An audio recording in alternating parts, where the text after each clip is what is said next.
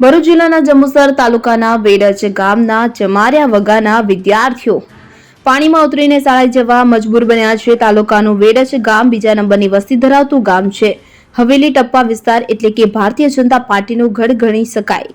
વાકડ વિસ્તાર, કારેલી, કહાનવા, વેડજ, ગજેરા જેવા ગામોમાંથી કારેલી, કહાનવા, વેડજ, ગજેરા જેવા ગામોમાંથી લોકોએ ખોબલે ખોબલે મત આપ્યા છે, છતાં વિકાસનો અભાવ જોવા મળી રહ્યો છે. ભારતીય જનતા પાર્ટીનું સારું એવું નેતૃત્વ હવેલી ટપ્પામાંથી જિલ્લા કક્ષાનું નેતૃત્વ વેડજ ગામના નેતાઓ કરતા હોય. ગ્રામ પંચાયત અને નેતાઓ દ્વારા વગાને ખેતરોમાં રહેતી બોળી જનતા પાસેથી મોદીના નામે મત જ નેતાઓએ મેળવ્યા છે. પ્રજા કોઈ વિકાસ થયેલ જોવા મળેલ નથી. વેડજના ચમારિયા બંગલિયા વગાના વિદ્યાર્થીઓ હાલમાં પણ કેડ ઘૂંટણસમા પાણી જે તેમાંથી પસાર થવા મજબૂર બન્યા છે. ત્યારે વગામાં રહેતા મધ્યમ વર્ગીય પરિવારો 21મી સદીમાં હાડમારી ભર્યું જીવન જીવી રહ્યા છે. વિદ્યાર્થીઓ, દૂધ ડેરીમાં દૂધ ભરનાર, પશુપાલકો, નોકરિયાત વર્ગ, કંપનીના કર્મચારીઓ, વર્કરો, રાત્રે ડિલિવરી હોય કે કંઈ પણ હોય, કોઈનું મોત થયું હોય અથવા તો બીમાર હોય ત્યારે આ નેતાઓના પાપિયા ભોળી જનતાને સહન કરવું પડે છે. ત્યારે જો રોડ નહીં બને અને આ જ પરિસ્થિતિ રહેશે તો લોકોએ ગાંધી ચિંધ્યા માર્ગે આંદોલનની ચીમકી ઉચ્ચારી.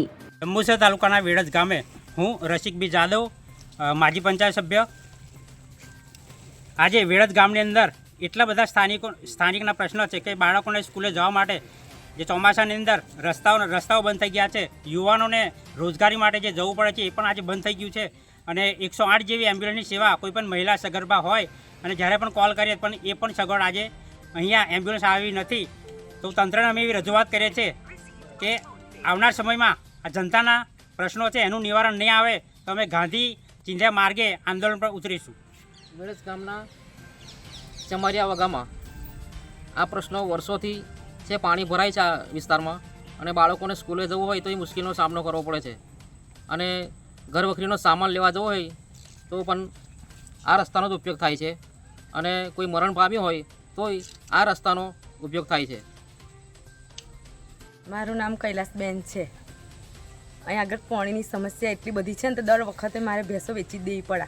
આ જે વરસાદ પડે ને ત્યાં આગળ વેચી જ દેવી પડે. મારે ભેંસનું દૂધ ભરવા જાતે જવાનું, ચાલ લાવવાની પાણી મેં, અને પાણી મેં ચાલ લાવવાની તો એરું જજર ગમે તે સાપ એવું હોય ને તો એ બહુ બીક લાગે છે.